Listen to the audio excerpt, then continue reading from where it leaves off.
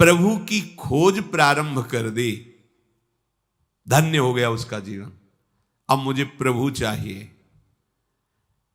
क्योंकि जब तक तुम्हारे अंदर भूख नहीं होगी तो भजन नहीं होगी। जैसे लोग प्रश्न करते हैं, भजन में मेरा मन नहीं लगता। भजन में इसलिए मन नहीं लगता कि तुम्हें भगवान की भूख नहीं है, तुम्हें भगवत प्राप्ति की इच्छा नहीं है। नहीं, भजन हम आपसे सच्ची कहते हैं, भजन करना नहीं पड़ता। वो हर एक धड़कन में बस वही पुकार बनी रहती है। माला चलाना या बाहरी सब ये ठीक है, एक सीमा तक है। इसके बाद एक स्थिति ऐसी आती है कि पूरा का पूरा हृदय वो एक पागलपन से भरा रहता है। बस प्रभु प्रभु, कुछ नहीं सुनाई देता। उस समय भजन, अरे उस समय रोम रोम रग रग भजन करता है। ये कब हुआ? जब प्रभु की भूख जागृत हो गई। अपने लोगों को प्रभु की भूख नहीं है।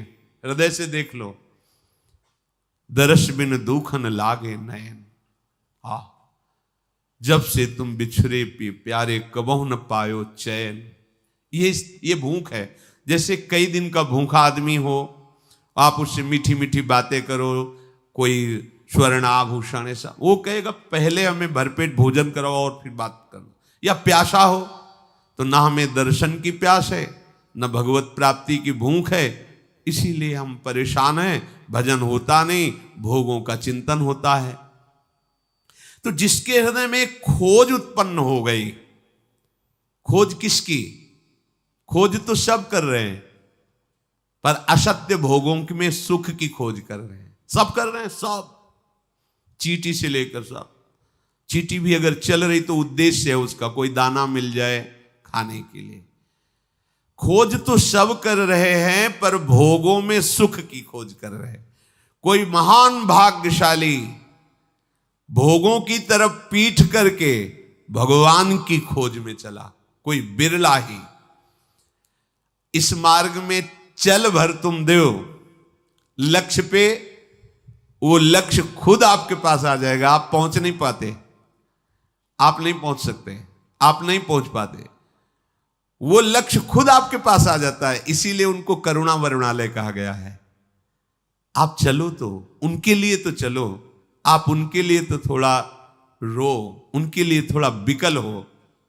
पर फिर प्रश्न आ जाता है, मैंने उनको देखा तो नहीं है।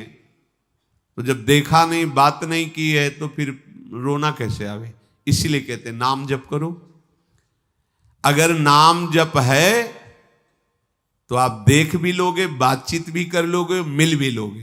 तीनों बातें भगवान कपिल देव जी ने कहा है। वो मेरी मुख माधुरी का दर्शन करते हैं, मेरे से वार्तालाप करते हैं और मेरे साथ क्रीड़ा करते हैं, खेलते हैं। पर नाम जब, अगर नाम नहीं है तो रूप की पहचान नहीं हो सकती। सामने रूप है, ये कौन है? तो देख तो रहे हो कौन? नहीं नहीं, है कौन? बोले अच्छा अमुक है। नाम परिचय रूप का कराता है। और ये रूप अगाध प्रेम सिंधु है प्रियालाल का। हमें नाम मिल गया मतलब सब कुछ मिल गया, तिजोरी की चाबी मिल गई। भजन अनन्य मनसो, श्री भगवान कह रहे हैं अनन्य मन से मेरा भजन करे। अभी हमारा मन अन्य भावों में युक्त है, अनन्य नहीं हो रहा है। गुरुदेव की कृपा से, संतों के संग से धीरे धीरे अनन्यता आती है। जो अनन्य भयो ताको भाग कहा कहे। कुछ बातें ऐसी होती जो हम कहना चाहते हैं, फिर भी लगता है छुपा लो, मत कहो, नहीं तो ये लोग समझ नहीं पाएंगे। आपसे सच्ची कहते हैं, भगवत प्राप्ति कुछ करने से नहीं होती, सच्ची कहते हैं। पर फिर आप प्रमाद स्थिति में आ जाओगे, इसलिए वो बातें स्थितिवान ही समझ सकता है, कुछ करने से नहीं होती। भगवत प्राप्ति सहज है। बस जो जो कुछ तुमने अपना मान लिया उसको छोड़ दो, बस इसीलिए साधना कराई जा रही। नहीं, सच्ची कहते हैं, सच्ची कहते हैं।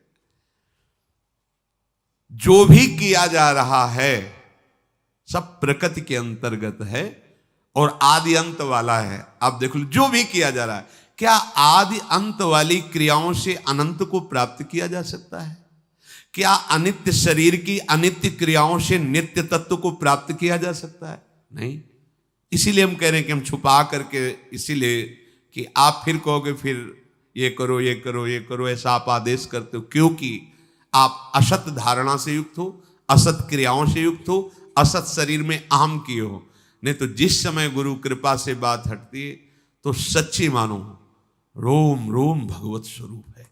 अंतःकरण में केवल प्रियालाल स्फुरित हो रहे हैं। कोई संकल्प कोई विकल्प उस उपासक के रह ही नहीं जाता जिसकी शरणागति पक्की हो गई, अर्थात अहम समर्पित हो गया। अब वो कुछ ऐसा है कि शब्दों से उसको हम नहीं बता सकते, इसीलिए लगता है कि अगर कहीं हम उसको बताने की कोशिश की तो ये लोग प्रमाद न कर लें कि भाई कुछ करने से होता। अगर आप अभी कुछ नहीं करोगे तो असाधन करने लगोगे, पाप आचरण करने लगोगे, क्योंकि आपके मन की सामर्थ्य नहीं है कि वो बिना किए रुक जाए। और एक स्थिति ऐसी आती जैसे घड़ी का से ले चलो, जो जहां सुई वहीं ठप, सच्ची ऐसी। तब लगता है कि ये स्थिति तो केवल लाडली जी की कृपा से आई है, क्योंकि साधन से कभी वो नहीं देखा। वो यही हृदय ना, वो साधन से नहीं देखा, कभी नहीं देखा। वो प्रयास था, लेकिन जब वस्तु आई तो हमारे प्रयास से नहीं समझ में आई, कृपा से समझ में आई। इसलिए स्पष्ट कहते हैं किसी क्रिया से भगवत प्राप्ति नहीं है, क्रियाओं के संबंध त्याग से भगवत प्राप्ति है। पक्की बात, पर यह गूढ़ विषय है, इसलिए प्रमाद मत करना। जो कर रहे हो वही आपको क्रिया त्याग की स्थिति में ले जाएगा। पर स्थिति यह है भाई जी महाराज, आप जो बुलवा रहे हो बोल रहा हूं, जो करवा रहे हो कर रहा हूं, मैं देख रहा हूं कि मैं हूं नहीं, आप ही आप सच्ची। ऐसा ही है, ऐसा ही है। कोई भी त्रिभुवन में ऐसा असाधन नहीं जो भगवत प्राप्ति ना होने दे, और कोई भी त्रिभुवन में ऐसा साधन नहीं जो भगवत प्राप्ति करा सके। ये पहली है, ये पहली है। यदि आपने अपने आप को छोड़ दिया प्रभु के हवाले, छोड़ नहीं पाते। ये जो श्री भगवान के वचन है, भजन्त्य अनन्य मनुष्यो, इसका गूढ़ बात हम आपको बता रहे हैं। अपने को पूरा का पूरा प्रभु के हवाले छोड़ देना बड़ा मुश्किल, नहीं छोड़ पाओगे। देखो ना कहां छोड़ पा रहे हो। अब इसी में अभी कह देंगे तो तुम बैठ जाओगे कि न खाना है न पी। हमने कब कहा नहीं खाना? अपने को प्रभु के हवाले कर दो। आज से हमारे शरीर, हमारे मन, हमारे वचन, हमारी चेष्टा और मैं, इसके अधिकारी केवल प्रियाजू हैं। अब जैसा चाहो लाडली, वैसा हम देखेंगे, कहीं भी मैं नहीं हूं। अभ्यास करो इसका, क्योंकि अभी अभ्यास है मैं हूं, इसका अभ्यास करो। ये लाडली जू ने, ये लाडली जू ने करा, ये लाडली जू ने बोला, ये लाडली जू की इच्छा, ये लाडली जू के। तो आप कह सकते हो फिर पापाचरण। इस वृत्ति में पापाचरण होते ही नहीं, क्योंकि पापाचरण होते अहंकार वृत्ति में, देहाभिमान में। ये तो भगवत भाव है, इसमें पापाचरण कहां हो सकते हैं? अगर आपकी शरणागत नहीं, आप केवल बातें बना रहे हो तो होगा, पर झूठा खेले सांचा हो। आ जाओ इस बात, काहे को भार लिए हुए। प्रभु भी गीता जी में आपको इशारे से बता रहे हैं, तुम्हारा केवल एक काम है, अनन्यस चिंतयन्तो माम, बस। और अनन्य चिंतन माला को नहीं कहते, ध्यान रखना। यही अनन्य चिंतन हम किन के हैं, बस इतनी बात बैठ जाएगी तो भजन अपने आप। अब कुछ बातें कह रहे हैं कि हम कहना चाहते पर हमारे पास शब्द नहीं है, ये श्वास हम नहीं ले रहे हैं, ऐसे ही भजन हो रहा है पक्का। ये पलक हम जैसे नहीं झपक, ऐसे ही भजन हो रहा है। ऐसी दिव्यता आ रही है, दिव्य भाव पद का, दिव्य चिंतन पद कहीं नहीं, बिल्कुल नहीं है। कोई करता नहीं है, कहीं नहीं है। और आपको क्या बताएं, उठते बैठते चलते फिरते, तब बार बार बस इसी बात का रोना आता है कि अगर आप ना हाथ पकड़ती तो मैं कभी समझ ही नहीं पाता ये क्या है, कभी नहीं समझ पाता। वो एक अहंकार साधना का मैं, जितेंद्री मैं, महात्मा मैं, ये कुछ मैं नहीं। ये मैं समर्पित हो जाए, फिर जो आनंद की वर्षा होती है, वो इसमें तो कुछ बताने का सामर्थ्य ही नहीं। बस इतना समझ पा रहे हैं कि अगर आप ऐसे हो जाएं। शरणानंद जी ने अपने जो दिव्य ज्ञान का प्रादुर्भाव हुआ, उसकी मूल धरा का उन्होंने वर्णन किया कि वो आगरा जा रहे थे, नेत्र बाह्य नहीं थे, आंतरिक ज्ञान संपन्न महापुरुष। वो डंडा लेके, तो उनको पता नहीं चला, वो कगार पे ऐसी वो फटी और गिर गई यमुना जी में। अब डंडा भी गिरने पर अब आंख बाहर की हो तो पता चले ना किनारा किधर है। अब कुछ पता नहीं चले किधर हाथ पैर मारे, आंख हो तो ये किनारा इधर की तरफ। तो उनके मन में आया कि अब तो श्री भगवान ही केवल रक्षा कर सकते हैं। हे भगवान, मैं आपकी शरण में हृदय से। उसी समय न जाने कैसे हाथ में लाठी पड़ गई, किनारा मिल गया, अपना नाम रखा शरणानंद। और दिव्य ज्ञान संपन्न महापुरुष पूज्य श्री स्वामी राम सुखदास जी उनकी बातें कहकर बहुत सपोर्ट करते थे कि वाह क्या दिव्य ज्ञान। ये दिव्य ज्ञान पढ़ने से नहीं आया, ये दिव्य स्थिति पढ़ने लिखने से करने से नहीं आई। छोड़ दिया, लाठी का सहारा भी छोड़ दिया, हाथ पैर मारना भी छोड़ दिया। अब जो हो, अब हमें दिखाई नहीं दे रहा किधर हाथ पैर मारे, किधर जाएं। हम हाथ पैर मारे तो और बीच की तरफ जा रहे हैं, हमें क्या पता, कोई दूसरा वहां है नहीं, आंख है नहीं, अब किसका सहारा। मान लो हाथ पैर किधर माने, कौन सी दिशा में जाएं। तो जो सर्वज्ञ है उसी की शरण। आप देख लो, हो सकता है हमारे हाथ पैर और गहराई की तरफ ले जा रहे हो, आप देखना किनारा मिल गया। बिल्कुल आपको भव समुद्र से तरने का एकमात्र उपाय, लाठी का भी सहारा छोड़ दो, ऐसे हो जाओ। पर ये ऐसे होना लगता कैसे हो, फिर शुरू करते चलो नाम ऐसा करो, ऐसा नाम जप। भोरी सखी जी कुछ इशारे से वर्णन कर रही, कह रही नाम श्वास दो बिलक चलत हैं, इनको भेद न मोको भावे। श्वासा ही नाम, नाम ही श्वासा, नाम श्वास को भेद मिटाए। ये बात यहां आती है, रोम रोम और रग रग बोले तब कछु स्वाद नाम। आपसे सच्ची कहते हैं कि श्री जी के सहारे हो जाओ, क्योंकि ऐसा अन्न नहीं है इस समय, ऐसा संयोग नहीं है, ऐसा वायुमंडल नहीं है कि हम प्रियालाल की अनन्यता धारण करके भजन में डूब जाएं। एक उपाय है, किसी अन्न की, किसी संग की, किसी भी प्रभाव की ताकत नहीं कि प्रियाजू की कृपा दृष्टि से हमें दूर ले जाए। ये हम आपको बता रहे हैं।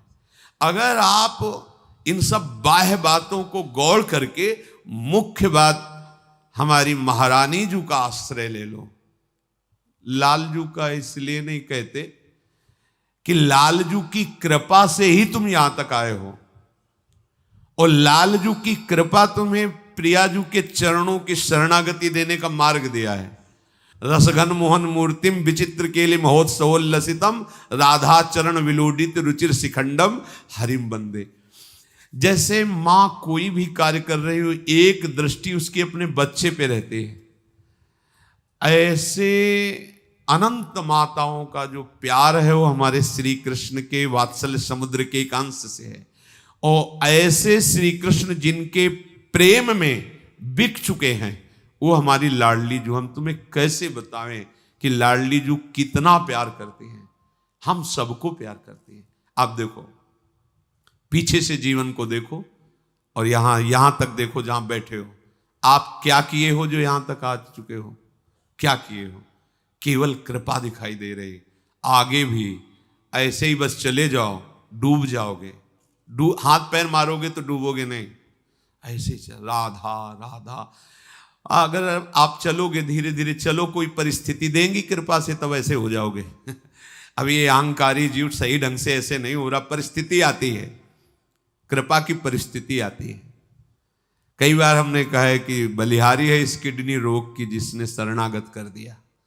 शरणागत तो बचपन ही से थे, पर वो शरणागति कहने मात्र की थी, साधन में निष्ठा थी, वो बात नहीं थी। जब ये रिपोर्ट आई कि किडनी फेल, ये क्या होता है किडनी? ये शरीर का वो अंग होता है जिससे मर जाता है। तो कितने दिनों मर जाएंगे?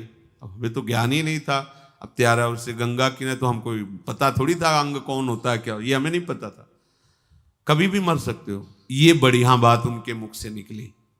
ये बात हमारे लिए गुरु मंत्र का काम किया। डॉक्टर, कभी भी मर सकते हो, शास्त्र भी कहता कभी भी मर सकते हो। अब हमारे दिमाग में बैठ गया, अब क्या? वो काशी का कार्य तो जो महादेव जी ने करा लिया वो हो गया, लेकिन वृंदावन का कार्य तो अधूरा रह गया। अभी वो बात तो नहीं बनी जिसके बनने के बाद हम हाथ उठा के कह सकें कि अब कृत्य भयो में। बस वो जो आर्त भाव हृदय का आया, कोई पानी देने वाला नहीं, कोई सहयोगी नहीं, कोई भोजन व्यवस्था नहीं, वास का ठिकाना नहीं, रोग का भयंकर रूप कोई नहीं। अब साधन का भी अहंकार गया कि अब हम पद्मासन लगा के बैठ सकें, कई घंटे मंत्र जप सकें। अब तो बस जो अंदर से एक अव्यवस्थित भाव आया, व्यवस्थित नहीं अव्यवस्थित, और लगा अब तो केवल कृपा ही हमारा निस्तार कर सकती है। अचल विहार में थे, बस वो जो रोना एकांत में शुरू हुआ आर्त भाव से कि प्रभु बचपन से आपके चरणों में निकले, अब यहां जो लाए, अभी तो पढ़ाई ही शुरू हुई, अभी तो समझ ही नहीं पा रहे हम। वो जो शरणागति हुई, बस तो हम कहते हैं कि अगर आप शरणागति को भाव रखोगे तो प्रिया जो व्यवस्था कर देंगी शरणागति की, शरणागति की व्यवस्था है। हाँ, असमर्थता, असरण हुए बिना शरणागति नहीं होती। असमर्थता असरण यही करते हैं। वैसे हैं हम सब असमर्थ, लेकिन अहंकार के कारण लगता है हम किस बात के असमर्थ है। श्री भगवान कह रहे हैं कि जो अनन्य भाव से मेरा भजन मेरे लिए, खास बात समझो, प्रभु का भजन भोगों के लिए तो प्रभु हो गए, साधन और साध्य हो गए भोग। प्रभु का भजन रुपए के लिए, प्रतिष्ठा के लिए, ये बात नहीं बनेगी। आप समझो, प्रभु का भजन भोगों के लिए, प्रभु का भजन प्रतिष्ठा के लिए, प्रभु का भजन रुपए पैसे के लिए। प्रभु के जन हो, मान गए, भगत हो। भगवान ने भी कहा है कि अर्थार्थी आर्त जिज्ञासु ज्ञानी। लेकिन ये जो प्रेम रस प्राप्त करके प्रभु के आनंद में डूबना है, वो ये सब बहुत नीचे की बातें हैं। प्रभु का हो के प्रभु का भजन केवल प्रभु के लिए करना, शब्द याद कर लो, यह है बहुत जल्दी भगवत प्राप्ति का उपाय। प्रभु का हो के प्रभु का भजन केवल प्रभु के लिए करना। अब आप देख लो, प्रभु का भजन तो हो रहा है, संसार के हो के संसार के भोगों के लिए प्रभु का भजन करना। करोड़ों में प्रायः इसी पंक्ति में मिलेंगे, कोई एक दो ऐसे अंगुलियों में गिने जा सकते हैं जो भजन करने वालों में भी प्रभु का होके प्रभु का भजन केवल प्रभु के लिए करना, प्रभु प्रेम प्राप्ति के लिए करना। अनन्य मन वाला अर्थात मन से भी अन्य कोई आश्रय नहीं, अन्य कोई चाह नहीं, अन्य कोई सहारा नहीं, अन्य कोई भरोसा नहीं, अन्य किसी में आकर्षण नहीं, अन्य किसी से भय नहीं। एक भगवान दास नाम के परम भक्त थे, तो आगरे में उस समय बादशाह आया हुआ था जहांगीर। उसने वहां कागजात में देखा तो अर्थ की जो कर व्यवस्था से लिया जाता तो उसमें बहुत कमी पाई गई, और ये उसके अधिकारी थे भगवान दास जी।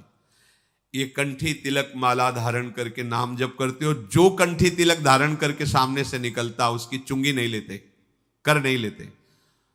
तो म्लेच्छों की बाहुल्यता होने के कारण उस रास्ते से जो निकलता, चाहे वो म्लेच्छ कोई भी हो, तिलक कंठ, क्योंकि कर नहीं लगेगा, उसके बाद भले मिटार दो, जो तिलक लगा के आएगा उससे वो कर नहीं लेते थे। राज सैनिकों के साथ रहते और जहां देखते कंठी तिलक माला, नमस्कार जाइए।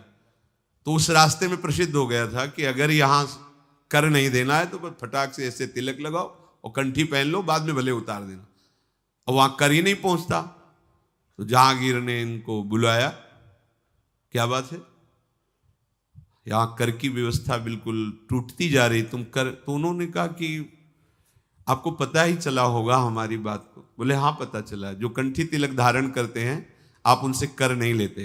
बोले हाँ नहीं ले सकते, क्यों, प्रभु के दास हैं, हमारा पूरा भाव है, तो इसलिए हम, बोले हम हुक्म करते हैं कि पूरे माथुर मंडल में कहीं भी कोई कंठी तिलक धारण करेगा तो हम उसको भयानक दंड देंगे, सर काट देंगे।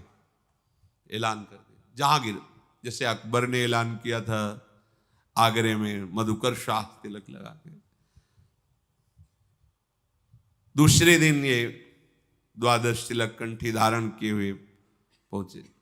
जहांगीर ने कहा कि तुमने हमारी आज्ञा का उल्लंघन किया। बोले नहीं, आपकी बहुत छोटी आज्ञा की नहीं लगाना है। तो ये कोई रुचि की आज्ञा की बात थोड़ी है, तो जीवन है हमारा। और आप एक मुल्क के बादशाह में अनंत ब्रह्मांडों के बादशाह का दासत्व स्वीकार किए हूं, और मैं बचने के लिए नहीं आया हूं, मैं मरने के लिए आया हूं। क्योंकि हमारे शास्त्रों में वर्णन है, माथे पे तिलक है, गले में कंठी है, मुख में हरिनाम है, और फिर मृत्यु हो जाए तो साक्षात भगवान से मिलता है। तो मैं मिलने की तैयारी में आया हूं। ये नहीं मिट सकता, ये नहीं हट सकता, ये गला झुका हुआ है, अभी काट दीजिए। जहांगीर बहुत प्रसन्न हुआ। तुम अपनी इतनी इष्ट निष्ठा से युक्त हो, जाओ, तुम्हें क्या चाहिए? तो बोले आज से अपनी ये बादशाही के अंतर्गत जो हमें शासन में रखते हो, हमें मुक्त कर दो। मैं वृंदावन मथुरा में विरक्त होकर भजन करना चाहता हूं। बोले जब तुम्हें जो सुविधा चाहिए लीजिए, भजन कीजिए। अपनी ऐसी आराध्य देव की प्रति निष्ठा हो कि किसी से भयभीत भी नहीं होना चाहिए। भय के अवसर आने पर हम प्रभु के, अगर प्रभु का विधान है कि हमारी मृत्यु हो जाए तो अच्छा है ना, अभी जाके अपने प्रभु से मिलेंगे जाके प्रगट में। अब क्या भय है? किसी के भय से नाम छोड़ दें, किसी के भय से कंठी तिलक उतार दें, ये व्यवहारिक की बातें हैं। अन्य मन वाला नहीं, अन्य भरोसा नहीं, अन्य सहारा नहीं, अन्य आकर्षण नहीं। तो जो अनन्य भाव से प्रभु में होते हैं उनको भजन करना ही नहीं पड़ता। अब स्फुरित होगा तो क्या होगा? जब किसी का सहारा नहीं, किसी का भरोसा नहीं, किसी का भाव नहीं, तो चलेगा क्या? यही हम पूछते हैं। जैसे कभी कोई कहाँ भजन हो रहा है, नहीं तो हो क्या रहा है? मतलब किसका चिंतन? न लड़का है, ना बच्चा है, ना परिवार है, ना कोई कार्य है तुम्हारे पास, विरक्त भेद। अब तुम्हारा चिंतन क्या हो रहा है? हाँ, तो ये पागलों जैसा समय बर्बाद नहीं करना चाहिए। एक हृदय की धड़कन के साथ नाम जुड़ जाना चाहिए। जब नाम और श्वास एक हो जाते हैं, तब आगे की पंक्ति में भूरी सखी जी कहती, रोम रोम रग रग। सच्ची सच्ची। ऐसे कान रख करके बाजू पे आप लेटो, बिल्कुल मत जपना।